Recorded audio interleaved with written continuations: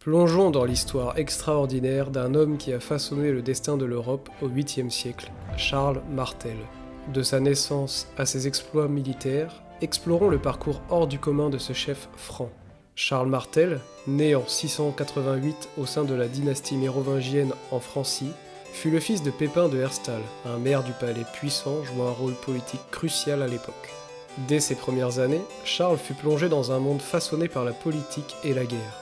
Son père, Pépin, étant un acteur majeur de la politique franque, Charles a été témoin des intrications politiques de l'époque dès son plus jeune âge. La France du 8e siècle était en proie à des conflits internes et externes, et Charles a grandi au milieu de ces défis. Son éducation a été profondément marquée par les enseignements stratégiques et politiques dispensés par son père, préparant ainsi le jeune Charles à un avenir de leadership. Les alliances complexes, les rivalités entre familles nobles et les luttes de pouvoir étaient monnaie courante dans la vie quotidienne de Charles. Ces expériences ont contribué à forger son caractère et à aiguiser son intelligence politique, qualité qui se révélerait cruciale dans les années à venir. Ainsi, les premières années de Charles Martel ont jeté les bases de sa future ascension politique et militaire, préparant le terrain pour les exploits qui allaient plus tard le rendre célèbre dans l'histoire européenne. Au fil des années, Charles Martel, grandissant au sein de l'Europe tourmentée du 8e siècle, s'immergeait de plus en plus dans les conflits qui agitaient le continent. Ses premiers exploits militaires notables éclatèrent lors des guerres franco-allemandes, des affrontements qui allaient façonner son destin et établir sa réputation en tant que leader militaire émérite. Les guerres franco-allemandes de cette époque étaient marquées par des rivalités entre les Francs et les peuples germaniques voisins. Charles Martel, héritier des enseignements de son père Pépin, se révéla rapidement comme un commandant exceptionnel.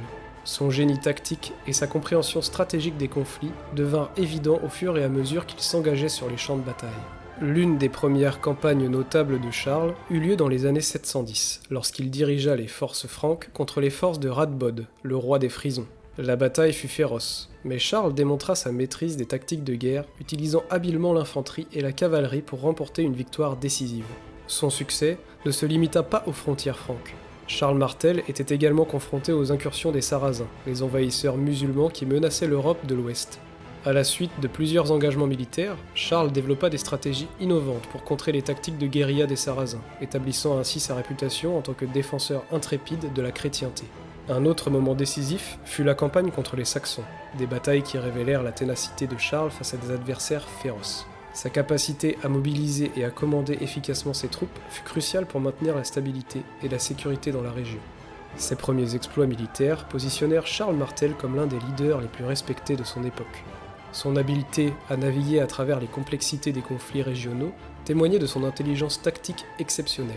Ces victoires contribuèrent non seulement à la sécurité immédiate de la Francie, mais jetèrent également les bases de sa future montée en puissance politique, préparant le terrain pour les défis encore plus grands qui l'attendaient.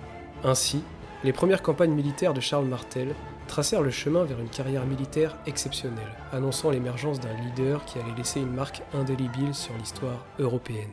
L'un des moments les plus cruciaux et mémorables de la vie de Charles Martel fut la bataille de Poitiers en 732, un événement qui allait solidifier sa réputation en tant que défenseur intrépide de la chrétienté et lui valoir le surnom de Martel, signifiant le marteau. L'Europe était alors confrontée à une menace sérieuse avec l'invasion musulmane dirigée par Abd al-Rahman. Les forces musulmanes, en provenance principalement de la péninsule ibérique, avançaient rapidement à travers la France, suscitant des inquiétudes considérables parmi la population chrétienne. Charles Martel, déjà reconnu pour ses compétences militaires exceptionnelles, fut appelé à diriger les forces franques pour contrer cette menace imminente. La bataille de Poitiers, également connue sous la bataille de Tours, eut lieu en octobre 732. Charles Martel, avec son armée franque, se positionna pour affronter les forces musulmanes. La bataille fut intense et féroce, marquée par des combats acharnés et des manœuvres tactiques complexes. Charles, habile stratège, capitalisa sur les caractéristiques du terrain pour contrer les tactiques de cavalerie légère utilisées par les troupes musulmanes. L'infanterie franque, bien équipée et disciplinée, résista avec succès aux charges répétées des forces musulmanes. La résistance inébranlable des troupes franques sous le commandement de Charles Martel finit par avoir raison de l'élan des envahisseurs. Le tournant décisif de la bataille survint lorsque Abd al-Rahman fut tué au combat. La mort du commandant musulman affaiblit considérablement la cohésion des forces ennemies, et les troupes franques, galvanisées par ce succès, infligèrent des pertes massives aux envahisseurs. La victoire de Charles Martel à la bataille de Poitiers fut un moment historique crucial. Elle mit un terme à l'avancée musulmane en Europe et contribua grandement à la préservation de la chrétienté occidentale. Charles Martel, en raison de son rôle déterminant dans cette bataille, reçut le surnom de Martel, qui symbolisait sa force et son impact écrasant sur les ennemis de la foi chrétienne. La bataille de Poitiers ne fut pas seulement un triomphe militaire pour Charles Martel, mais elle marqua également son statut en tant que leader politique et défenseur de la chrétienté. Son influence et son pouvoir ne firent que croître à la suite de cette bataille historique, posant ainsi les fondations de son héritage durable dans l'histoire médiévale européenne. Après avoir remporté des succès militaires éclatants, Charles Martel s'engagea résolument dans la consolidation de son pouvoir en tant que maire du palais, marquant ainsi le début d'une ère nouvelle pour la Francie. Son leadership affirmé et ses compétences stratégiques lui conférèrent une autorité considérable et il entreprit de renforcer l'unité politique et la stabilité du royaume. Charles Martel mit en place des réformes administratives et militaires visant à renforcer le pouvoir central. Il élargit le réseau de défense, renforça l'armée et consolida les alliances avec d'autres puissances européennes. Ces mesures contribuèrent à assurer une période de paix et de prospérité. La mort de Charles Martel en 741 reste entourée de mystères, avec des détails limités dans les sources historiques. On sait qu'il est décédé à Quercy-sur-Oise, une ville de royaume franc. Les circonstances exactes de sa mort ne sont pas clairement établies, et diverses théories ont été avancées, allant de la maladie naturelle à des blessures de guerre antérieures. L'un des héritages les plus significatifs de Charles Martel fut l'établissement des bases de la dynastie carolingienne. Son fils, Pépin le Bref, hérita du pouvoir de son père à la mort de ce dernier en 741. Pépin poursuivit l'œuvre de Charles, consolidant davantage la puissance des Carolingiens. Pépin le Bref allait jouer un rôle crucial dans l'histoire européenne en mettant fin à la dynastie mérovingienne et en devenant le premier roi carolingien en 751.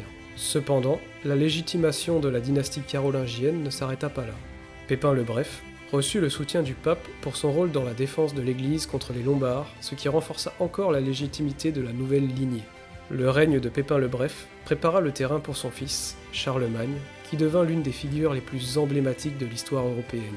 Charlemagne, le petit-fils de Charles Martel, étendit considérablement l'empire carolingien, unifiant une grande partie de l'Europe occidentale sous une seule autorité. Ainsi, l'héritage de Charles Martel ne se limita pas à ses succès militaires, mais s'étendit à la transformation de la structure politique de la Francie et à la fondation de la dynastie carolingienne, qui laissa une empreinte indélébile sur l'histoire médiévale européenne. La vision politique et les réalisations de Charles Martel ont ouvert la voie à une nouvelle ère de gouvernance et de puissance en Europe. Et vous, quel est votre avis? Partagez-le dans les commentaires. N'oubliez pas de liker cette vidéo et de vous abonner pour plus de récits captivants et terrifiants. Merci de m'avoir rejoint aujourd'hui, et à bientôt!